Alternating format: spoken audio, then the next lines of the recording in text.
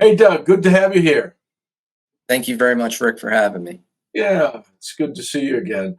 Appreciate you being here. This is part of our Grounded Toward Growth interview series with current members, and you're a special member. You're the longest serving person in our group with 10 years experience with Vistage. So we really would like to hear about your time in Vistage. When you first joined, and then when you and I connected and you rejoined. So I think that's a great story, and for people who maybe are former members who are thinking about coming back. And I'd also like to have you introduce yourself and Bunting Doors. So if you could say a bit about who you are and what your company is. Sure.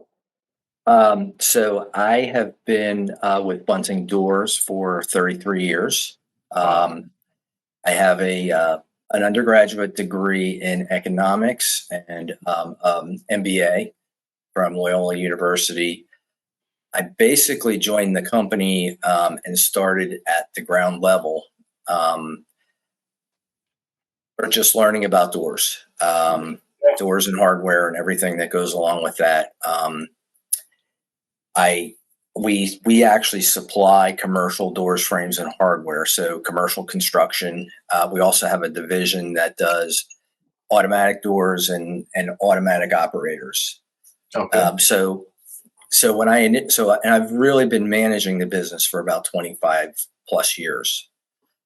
So when I first took over running the business, I really had no experience with running a business. And at one point, and it was a while ago, and as you know, this is my second stint with Vistage. So the 10 years is actually two different stints. So the first time around when Vistage was initially introduced to me, seemed like a perfect fit for me actually beginning to have a better feel for what I was doing. And basically learning how to manage and lead the business. I honestly don't even remember what year that was. I want to say around 2005 or so. And so that was 6 years. Some circumstances led me to have to take a break from Vistage, which I did, and then rejoined several years ago, as you know, with you. Yeah. And so that's kind of how I got to where I am now. So it was a long time ago when I first joined. So as you look back, both to the first 6 years, and so you've been with our group now since 2021, what would you say are some of the most valuable experiences you've had with Vistage? Where have you gotten the most value from Vistage? So I think it's really a matter of having become a better leader, getting a lot of different insights and different perspectives on things. Mhm.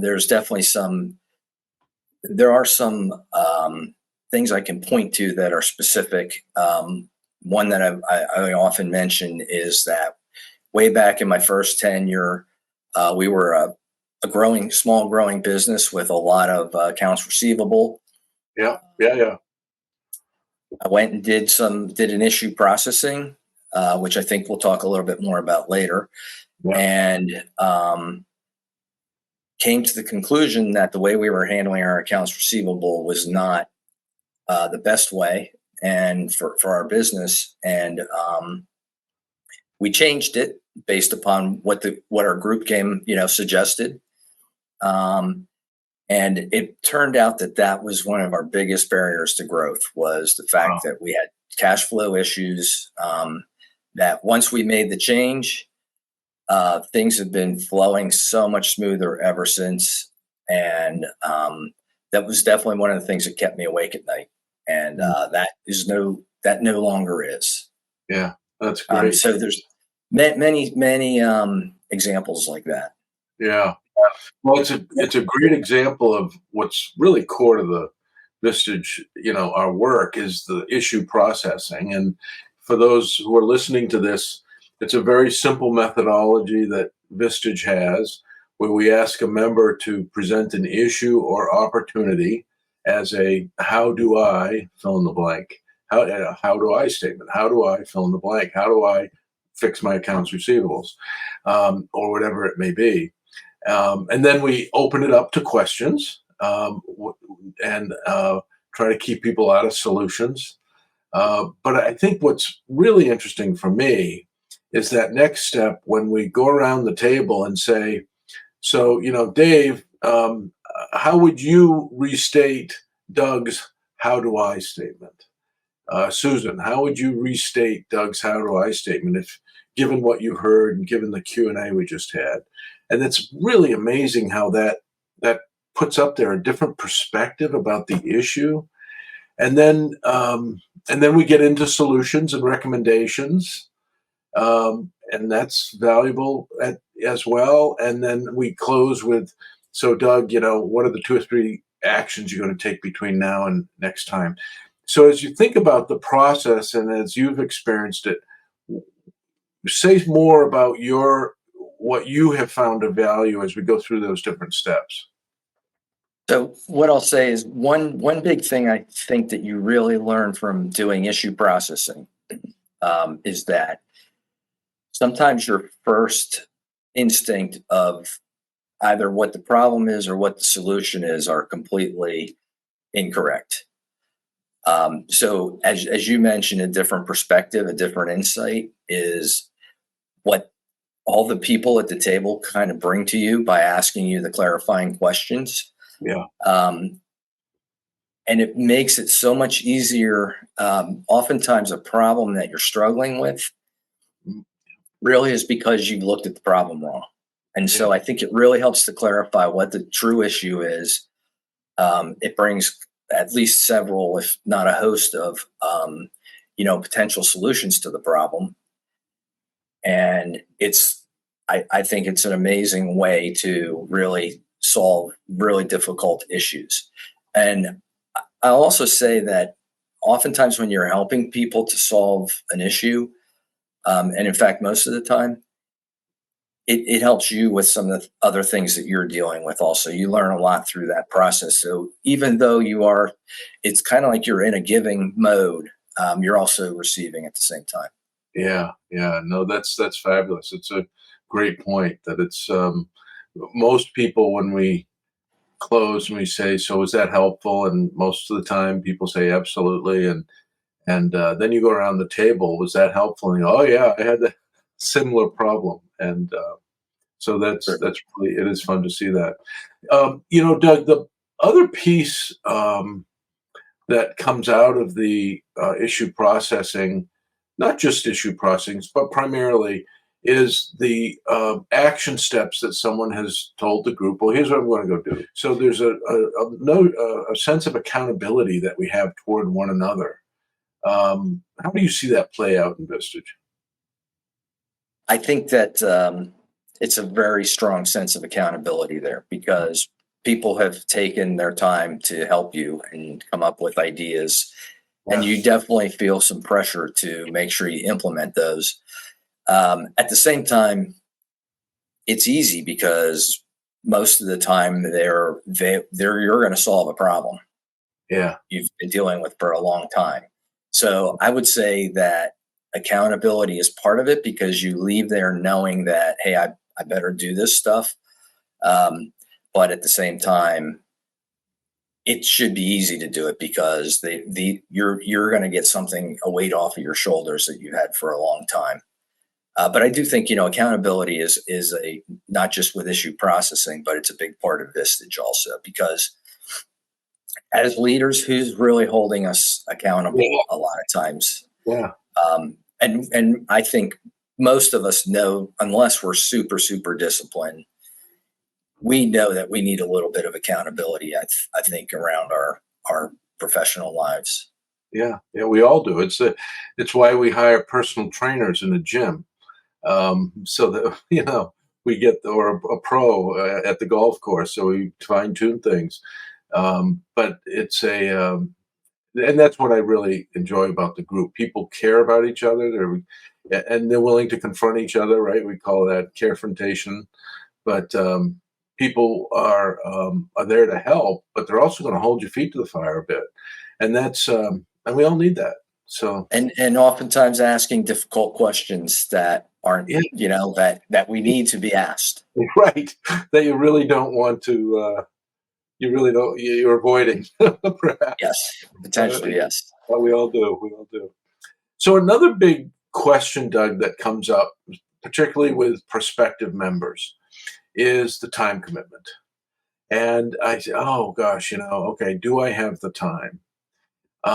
And you are a very committed member. You're rarely do you miss a meeting, and you when you're in the meeting, you're there. In addition to that is our monthly one-to-one or triad meeting. So what's your secret? How is it you are able to make the time and commit the time? I think that the answer to that's easy. Vistage helps you make the time. In other words, how often do we feel like we don't have the time, but we're not willing to make the changes that we need to make to get that time? I see it happen all the time with leaders. I don't have time to do that. Well, if you don't have time to do that, you're never going to have more time. So to me, it's easy. It's you're going in there, and we use this phrase a lot. You're learning to work on the business and not in the business, Yeah. Which gives you more time. And it's so one day a month compared to the time that you get because you learn maybe to delegate better, as one example. It's just no comparison. Vistage really helps you to. Now, granted, when you first start, it might be a little bit tough, but you have to trust the process that eventually your time will be better for you. Yeah, yeah. I think early on we even did a couple of people who came in, and their how do I was, how do I find the time to be here every month? And that's actually a good issue because we're going to dig in and start really looking at your calendar essentially. And but it gets to that. And when you're working on the business, it's typically much more strategic. It's really about going what I call that third balcony, right, where you're looking at the whole ballroom, and really that requires some headspace. And if you're busy doing the stubby pencil work, then and that needs to get done. I'm not, that's important. That's important. Uh, but you also need the time to reflect and think and explore a little bit as to what could be or should be or what's not quite working. I'm pretty confident that most leaders, and they probably are somewhat aware of it, are spending time doing some things that they don't need to be doing. Yeah. And I think you need to take that time, such as a Vistage meeting, to really think about that and reflect upon it.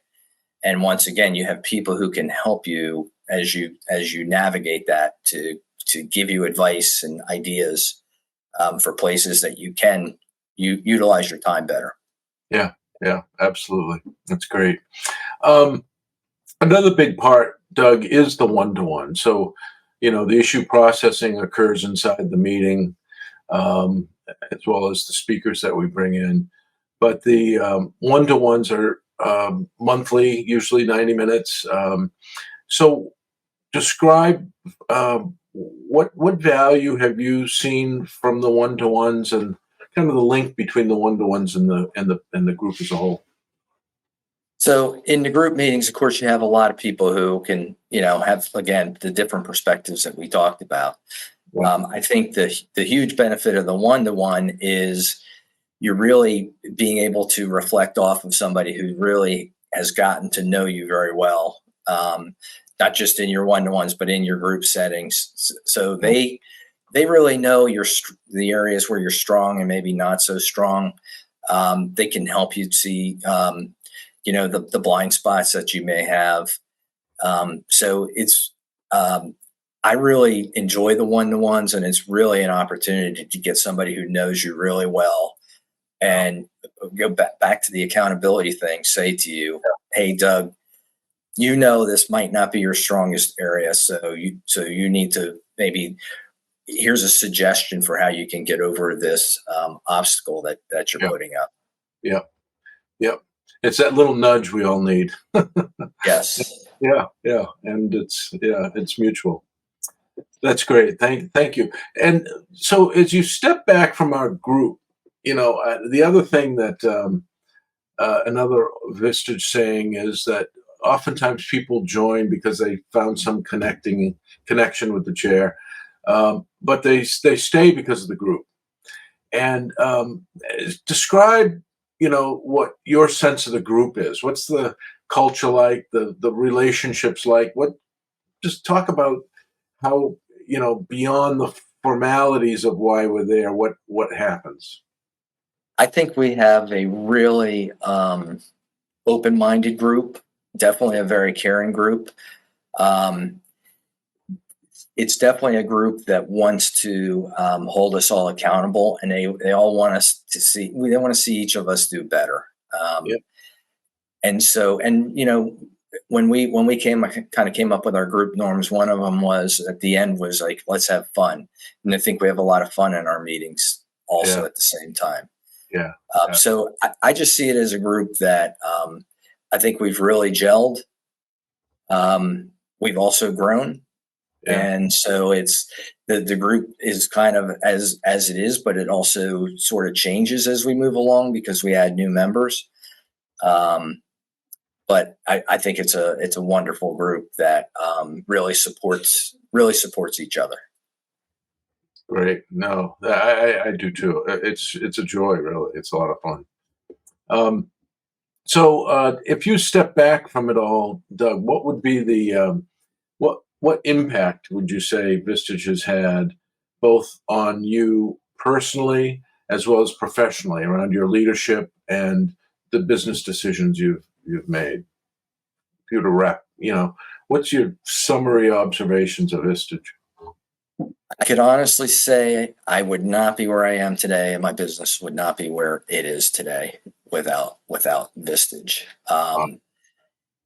I think we oftentimes in managing our business, we can have tunnel vision, Yeah. and getting out and seeing how other companies run. I can't overstate it, saying it again, the different perspectives that you get are huge. And so you go in there with a mindset of learning. You learn a lot. You have speakers who have all sorts of ideas of different ways you could run things that you oftentimes never would have thought of. So I just, I think, to put it in a nutshell, I honestly don't think I'd be where I am, and I don't think my business would be where it is without Vistage. Yeah, that's powerful. Thank you for sharing that. So, as you think about some folks listening to this who are considering whether they should join Vistage or not, what advice would you have for someone considering joining a Vistage team? So I think simply I would say you should join. Yeah. You should join and give it a try. But honestly, there's probably people in different circumstances, and I get that. Yeah. But if you certainly, there's some of the things we mentioned. If you're struggling with your time management, if you struggle with delegation, if you just want to learn more about being a leader, and certainly if you want to grow your business, or I would say some people maybe don't want to grow their business, but I doubt there's too many people that wouldn't say, well, I'd like to make my business better for my employees, Right. or a better environment to work in. Um, I would highly suggest you join. I have not met anybody who has really regretted joining Vistage. Yeah. So that would be my answer to that.